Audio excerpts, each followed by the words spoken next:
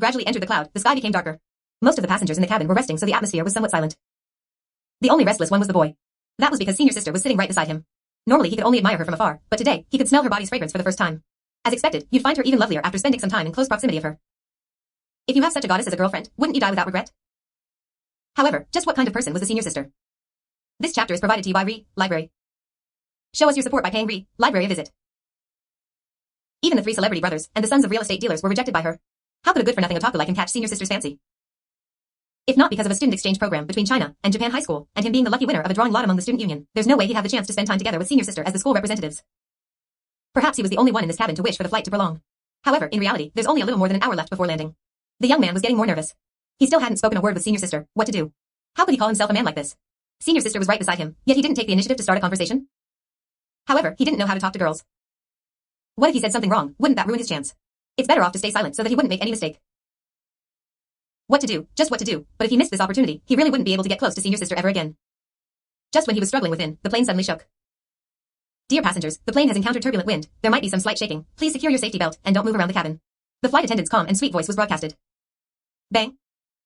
Before she could finish her announcement, the plane shook again. And this time, the shaking was a little violent. This time, all noise ceased inside the plane. And the view outside the windows was all a piece of darkness. The gale whistled and turbulent wind pounded against the plane. From time to time, they could even see a flash. Dear passengers, the plane has encountered a violent storm, please. Bang. The plane shook violently as the flight attendant was in the middle of broadcasting. A noisy static and strong wind began to sound in everyone's ears. All of a sudden, the plane began to lose its balance and turned upside down. Ah. The entire cabin was in a panic and raised a scream, accompanied by all kinds of items flying around.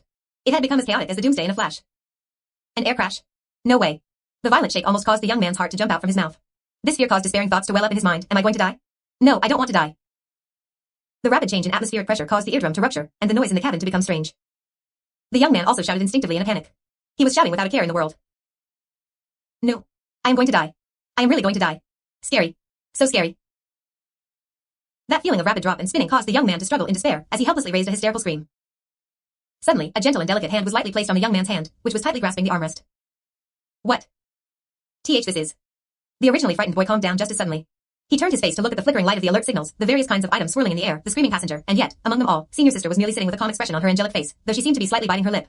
Her book had already flown to who knows where. In this chaotic situation, the young man could only feel the warm and slightly sweaty hand of Senior Sister grabbing the back of his hand more strongly. With their hands in contact, the young man could feel that Senior Sister was also scared.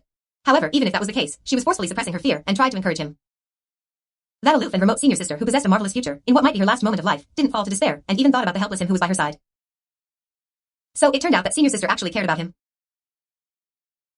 You are obviously very scared yourself, and you still try to take good care of this unaccomplished junior. Are you trying to lighten my fear and suffering just a little bit before the final moment? Senior Sister. Bang. With a loud bang, the entire front side of the plane was torn apart. As strong gale poured into the cabin, many people raised a scream as they were blown away with their seat and all. This hopeless scene caused the young man to fall completely in despair. We're finished. This is hopeless. The ice-cold gale devastated everything with its blade of wind. All of a sudden, he was wrapped in a warm embrace. The whistle of the gale, the scream of sorrow, all of these seemed to be blocked out by some kind of sweet comfort as they changed into blurry sound. At this final moment, Senior Sister actually wrapped an otaku like him in her embrace. He never would have thought that, the him who only dared to look at her from afar, the youngster, who didn't even dare to have eye contact with her, was now hugged tightly by this girl who was synonymous to a celestial goddess. Senior Sister's hair was fluttering in the air like a symphony of death, yet her angelic face remained as calm as the moon in the sky. Senior Sister's lips were slowly getting closer to the side of the young man's ear. In this place, where the plane was constantly breaking into pieces, where they were surrounded by bottomless sky, the place which might become their final resting ground, Senior Sister said this. I like you. This chapter is provided to you by Library. Please visit Library to show the translators your appreciation and stop supporting the content thief. At this moment, the expression of the young man who was following along with Senior Sister was frozen stiff. His time stopped. If I don't say it now, I'm afraid there isn't any chance left. You are the one who always peeks at me, right? I like boys like that, very much so. It was me who arranged to go on this trip with you. I'm sorry, I didn't expect it'll become like this. I was originally thinking to offer myself to you in a love hotel at Kyoto. The last few seconds of the crumbling plane felt like eternity for the young man. Senior Sister likes me? Is this real?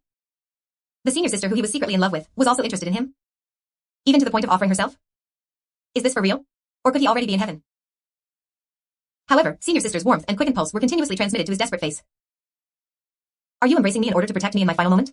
To give me a 1 in 1,000 opportunity to live? No. It should be me who is protecting you. It should be me who should sacrifice myself to protect the girl I love. Senior Sister and the young man were unable to resist the pull of gravity and were thrown out of the crumbling plane. However, they were still in each other's embrace. They were blown towards the beautiful evening sky, and below them was the boundless ocean. Right now, they had already left the scope of the black cloud. The distant sun was already emitting a gentle and beautiful light ray. However, none of this registered to the boy and the girl, as they were falling towards their doomsday. However, this doomsday was rather beautiful. The boy and the girl were no longer dominated by fear. Rather, they were embracing and looking at each other in close proximity. Even though their hair was fluttering wildly, their expression was pure and tranquil. The young girl's loving eyes were filled with endless affection.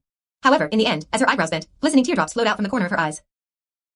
Her red lips opened for one last time, and this time, the two of them were about to drop into the ocean, their consciousness on the verge of fading out. They were almost unable to hear the sound of each other anymore. Keep on living. The young girl used her feeble and gentle voice to say this. The warmth of a next-door neighbor could be felt on top of this ocean. That was every bit of warmth the girl had for the boy. No. No. No. No. What do you mean keep on living? The both of us will survive. If not, let me be the one who die. You must live on. The young man also lost his consciousness in the end, but even until the last moment, he and his senior sister never let go of each other. No matter what was waiting for them down there in the bottomless abyss, they never separated. Previous.